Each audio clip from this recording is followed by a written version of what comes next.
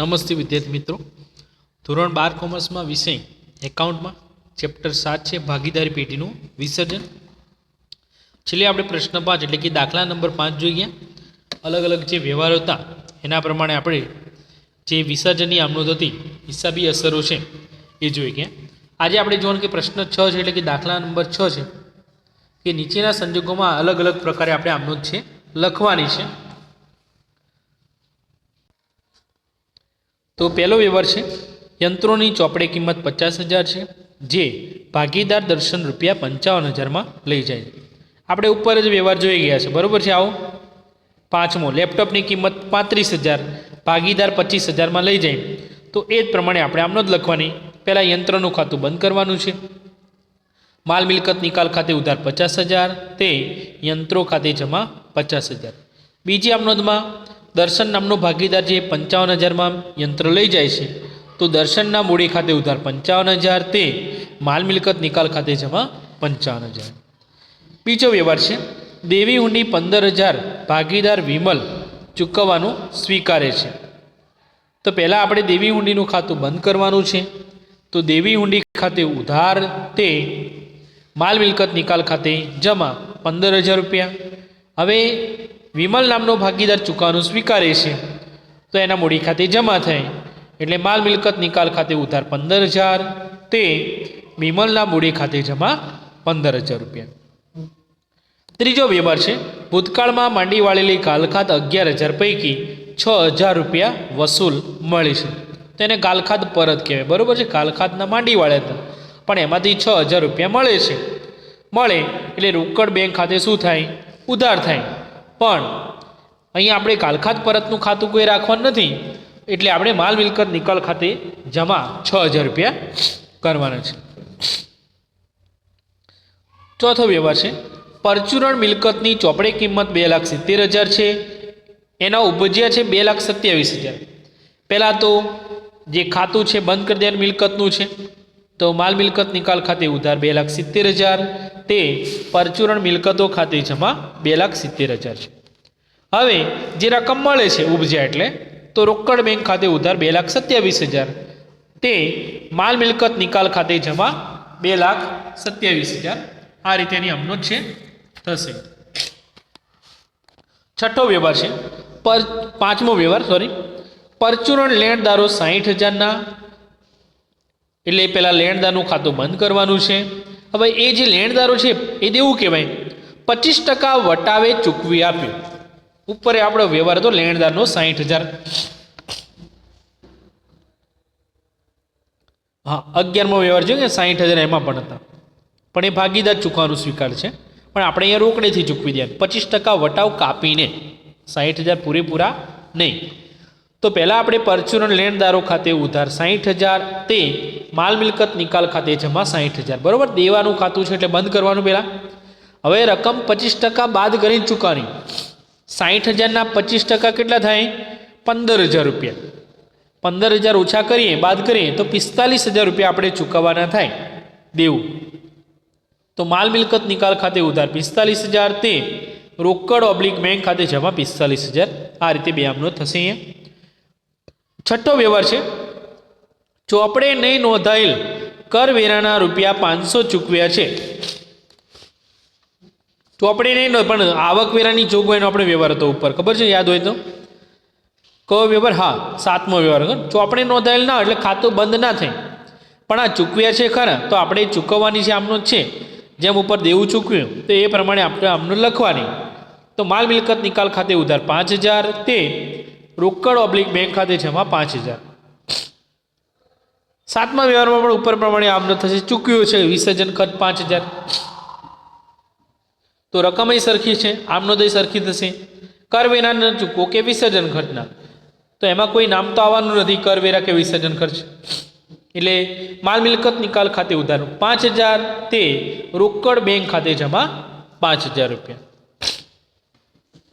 અને 8મો વ્યવહાર છે ચોપડે પાઘડી બતાવેલ નથી, બરાબર. આવો જ વ્યવહાર આવ્યો હતો તો ખાતું તો બંધ થાય નહીં પણ એના વેચાણના 20,000 ઉપજ્યા છે. આપણે એવો જ વ્યવહાર આપણે પહેલો જોઈ ગયા હતા, બરાબર છે. પહેલો નહીં, ચોથો વ્યવહાર આપણો હતો 50,000 ઉપજ્યા, ખબર છે. તો રકમ મળે મિલકત વેચી છે તો આપણે એની આમનો તો લખવાની, ખાતું બંધ કરવાનું નહીં. રોકડ ઓબ્લિક બેંક ખાતે ઉધાર 20,000 તે માલ મિલકત નિકાલ ખાતે જમા 20,000 છે. બરોબર. આપણો આ છઠ્ઠો દાખલો પૂરો થાય. પ્રશ્ન 6. બરોબર. તમારે આ ખાસ ઉદાહરણ નંબર 1 કરવાનું છે. પ્રશ્ન 5 અને પ્રશ્ન 6 એમાંથી જ ખાસ તમને જે વ્યવહારો આપેલા છે અહીંયા, તો એમાં આમનું તો લખવાની થતી હોય છે. કોઈ પણ તમને 3 વ્યવહારો આપેલા હશે બોર્ડની પરીક્ષામાં 3 માર્ક્સમાં, અને એક પ્રશ્ન આમાંથી પૂછાતો હોય છે 3 માર્ક્સનો. અને કોઈ દાખલો છે આ રીતે વ્યવહાર તમને 3 આમાંથી જ અથવા તો ઉદાહરણ 1માંથી કરવાના, એમાંથી જ પૂછાય. ક્યાંય આપણે બહારનું પૂછાતું હોતું નથી. મોટા દાખલા આપણે હોતા પણ નથી અને આપણા કોર્સમાં કપાતમાં છે. દાખલા નંબર 7, 8, 9 અને 10 છે. બરાબર. હવે આપણે શરૂઆતથી આપણે વિકલ્પો જોતા જઈએ કે પહેલો વિકલ્પ એવો છે અહીંયા કે ભાગીદારી પેઢીનું વિસર્જન કેટલી રીતે થઈ શકે છે. તો આપણે જોઈ ગયા ભાગીદારી પેઢીનું વિસર્જન છે એ 2 રીતે થઈ શકે છે. બરાબર છે. ત્યારબાદ બીજો વિકલ્પ છે વિસર્જન સમયે ભાગીદારી પેઢીની મિલકતો અને જવાબદારીઓની હિસાબી અસરો આપવા માટે તૈયાર કરવામાં આવતું ખાતું. એટલે કયું ખાતું છે? બરાબર. પહેલામાં આપણે બીજો જવાબ આવે છે ક એટલે 2. કયું ખાતું આપણે બનાવીએ છીએ? અહીંયા માલ મિલકત નિકાલ ખાતું બનાવીએ છીએ, પણ આપણે એને શું કહેવાનું? સંપાદન ખાતું કહેવાય. એનું બીજું નામ છે. માલ મિલકત નથી નામ આપ્યું, પણ સંપાદન ખાતું કહેવાય.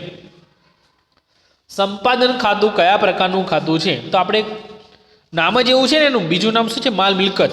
તો આપણો જવાબ અહીંયા આવશે ત્રીજો, માલ મિલકત ખાતું ગણાય છે. ત્યાર પછી ચોથો વિકલ્પ છે ભાગીદારી પેઢીના વિસર્જન સમયે મિલકતોની ઉપજમાંથી સૌ પ્રથમ કઈ ચૂકવણી કરવામાં આવે છે? તો આપણે જોઈ ગયા કે સૌથી પહેલાં વિસર્જન ખર્ચ આપણે ચૂકવવો પડે છે. પાંચમો વિકલ્પ છે પેઢીના વિસર્જન સમયે પાકા શ્રેયમાં દેવાદારો 24,500ના અને ગાલખાત અનામત છે 2500ની છે. તો માલ મિલકત નિકાલ ખાતે જમા બાજુએ કઈ રકમ લખાશે? હવે તમને આમનો આવડે તો અહીંયા આવડી રહેશે. બરાબર છે. દેવાદારોની આમનો શું થાય છે? તો એમાં એ રીતે થાય, માલ મિલકત નિકાલ ખાતે ઉધાર થાય અને દેવાદારો ખાતે જમા થાય છે 24,500. તો અહીંયા તો ઉધાર થયું ને માલ મિલકત નિકાલ, એટલે 24,500 તો આવશે નહીં. તો આપણો બીજો જવાબ છે આ. તો આપણે 2500 રૂપિયાની નોંધ કરવાની થાય. અહીંયા ગાલખાત અનામતની આમનો દેવી થાય કે ગાલખાત અનામત ખાતે ઉધાર તે માલ મિલકત નિકાલ ખાતે જમા. આવ્યું ને જમા? તો આપણે 2500 રૂપિયાની નોંધ કરવાની. બીજો જવાબ આવશે.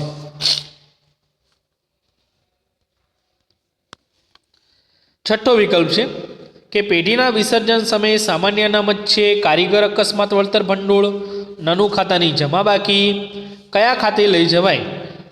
તો આપણે શરૂઆતથી ચોથું ચેપ્ટર જોઈ ગયા. પ્રવેશ નિવૃત્તિ છે, મૂડી ખાતે આપણે એની નોંધ કરતા હતા યાદ હોય તો. બરાબર. સામાન્ય અનામત છે વેચતા મૂડી ખાતાની જમા બાજુ, કારીગર અકસ્માત વળતર ભંડોળ અને નાનું ખાતાની ઉધાર બાકી હોય કે જમા બાકી હોય એને આપણે મૂડી ખાતે લખીએ છીએ, ઉધાર કે જમા બાજુ. બરાબર. વિકલ્પો પૂરા થયા. ત્યારબાદ ટૂંકા પ્રશ્નો પણ સાથે સાથે જોઈ લે. એમાંથી પણ 1 માર્ક્સનો પ્રશ્ન આવતો હોય છે ભાગીદારીનું વિસર્જનનો અર્થ આપો. તો ભાગીદારીના પ્રવેશ, નિવૃત્તિ કે મૃત્યુને કારણે ભાગીદારીનું સ્વરૂપ બદલાય છે, ભાગીદારો બદલાય છે, પરંતુ પેઢીનું વિસર્જન થતું નથી. તેને ભાગીદારીનું વિસર્જન કહેવાય છે. પ્રશ્નો તમને ટીક કરાયેલા છે. ભાગીદારી પેઢીનું વિસર્જન એટલે શું? તો કાયદાકીય દ્રષ્ટિએ પેઢીનું અસ્તિત્વ કાયમ માટે મટી જાય ત્યારે ભાગીદારી પેઢીનું વિસર્જન થાય છે. બોલો અર્થ હતો ને, અહીંયા વ્યાખ્યા આપવાની આપણે. ત્યારબાદ મરજિયાત વિસર્જન કોને કહેવાય છે? તો બધા ભાગીદારોની સર્વસંમતિથી ગમે તે સમયે પેઢીનું વિસર્જન થઈ શકે તેને મરજિયાત વિસર્જન કહેવાય છે. ચોથો પ્રશ્ન છે વિસર્જન ખર્ચ કોણ ભોગવે છે? તો પેઢી ભોગવે છે. પ્રશ્ન 5 એમાં પ્રોવિડન્ટ ફંડની નિકાલની આમનોંધ લખવાની. આમનોંધ આપણે બરોબર છે. તો પ્રોવિડન્ટ ફંડ ખાતે ઉધાર થઈ માલ મિલકત નિકાલ ખાતે જમા થાય છે. છઠ્ઠું છે કે અગાઉથી માંડી વાળેલ ગાલખાત પરત મળે ત્યારે, હમણાં જ આપણે આમનોંધ લખી તો એની નોંધ ક્યાં થાય છે? તો માલ મિલકત નિકાલ ખાતાની જમા બાજુ, અથવા તમે આમનો દે લખી શકો, બરોબર છે? એ રોકડ બેંક ખાતે ઉધાર અને માલ મિલકત નિકાલ ખાતે જમા થશે. ત્યારબાદ 7મો પ્રશ્ન છે આપણો, માલ મિલકત નિકાલ ખાતાનો અર્થ. તો એની વ્યાખ્યા તમને કહી દીધી. વિસર્જનની રીતો 2 છે, સામાન્ય વિસર્જન ને અદાલતના હુકમથી વિસર્જન. છેલ્લો પ્રશ્ન આપણા સિલેબસમાં છે પણ નહીં, બીજી રીત છે. તો પણ જણાવી દઈએ કે બીજી રીતમાં દેવી હુંડીની ચૂકવણીની રકમ કયા ખાતે નોંધાય છે? તો એ માલ મિલકત નિકાલ ખાતે નોંધવામાં આવે છે, અને ચૂકવણી કરી એટલે રોકડ બેંક ખાતે જમા થાય, બરોબર છે? અને માલ મિલકત નિકાલ ખાતે ઉધાર થાય છે, જેમ આપણે દેવું છું કે એ પ્રમાણે. ત્યારબાદ પ્રશ્ન 3 છે, ટૂંકમાં જવાબ આપો, જે મોટાભાગે 3 માર્ક્સના પૂછાતા હોય છે, અને પ્રશ્ન 4 પણ છે. તો ભાગીદારોના પેઢીના વિસર્જન સમયે ચોપડા બંધ કરવા કયા ખાતા રાખવામાં આવે છે? 4 ખાતા છે. એક તો માલ મિલકત નિકાલ ખાતું અથવા સંપાદન ખાતું એને કહેવાય, ભાગીદારોના લોન ખાતા, ભાગીદારોના મૂડી ખાતા છે, અને રોકડ અથવા બેંક ખાતું બનાવાય છે. પ્રશ્ન બીજો એવો છે કે અદાલત કેવા સંજોગોમાં ભાગીદારી પેઢીનું વિસર્જન કરવા હુકમ કરી શકે છે? તો એ પણ આપણે 1 થી 6 મુદ્દાઓ જોઈ ગયા છે, લખી નાખવાના અદાલત માટેના. માલ મિલકત નિકાલ ખાતું એની ટૂંક નોંધ છે, જે 3 માર્ક્સમાં ખાસ પૂછાતી હોય છે, યાદ રાખજો. અને એ ટૂંક નોંધ આપણે આપેલી છે, માલ મિલકત નિકાલ ખાતું આપણે જોઈએ, અથવા તમને અહીંયા શરૂઆતમાં જોઈએ પેજ. તફાવત પણ યાદ રાખજો, તફાવત તમને પ્રશ્નમાં આવે જ છે, બરોબર? આ તમારે મુદ્દા લખવાના છે. અદાલત દ્વારા વિસર્જન 1 થી 7 છે, તમે 6 મુદ્દા લખી શકો છો. પછી જરૂરી ખાતા ખોલવા, પ્રશ્ન 1 આપેલો ને તેમાં તમારે વિગતવાર આ રીતે લખવું પડશે, અને એની ટૂંક નોંધ હોય તો પણ તમે આ જે આપેલું છે વિગતો બધી માલ મિલકત નિકાલ ખાતાની ટૂંક નોંધ છે, એ તમારે આ આખો બધો જ મુદ્દો છે 3 માર્ક્સમાં બધી વિગત તમારે લખવાની થશે.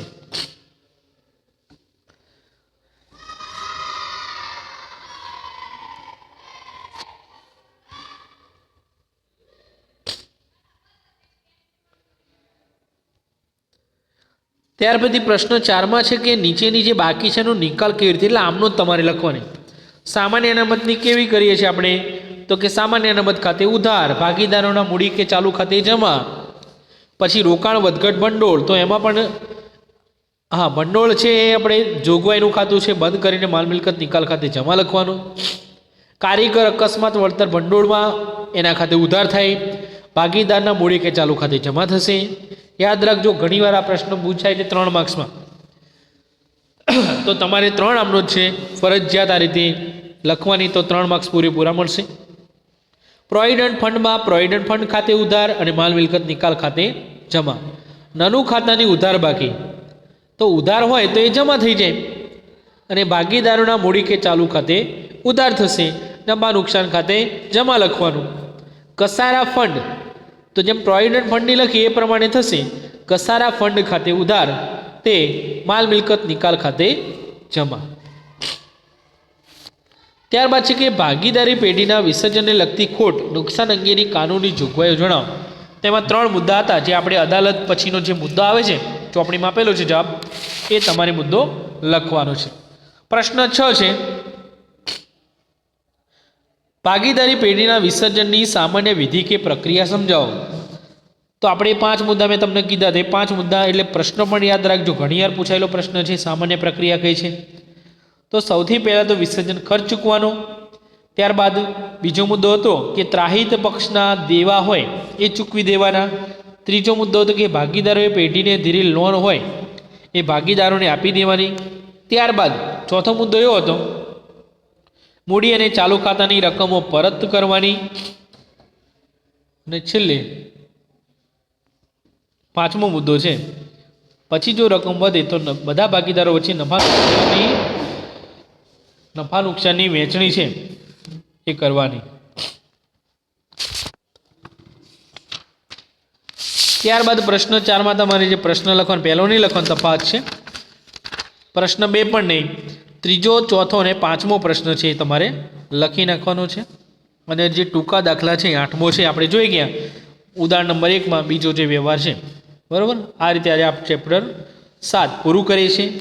નેક્સ્ટ ટાઈમમાં આપણે ભાગ 2માં જે 1 થી 6 ચેપ્ટર છે એની શરૂઆત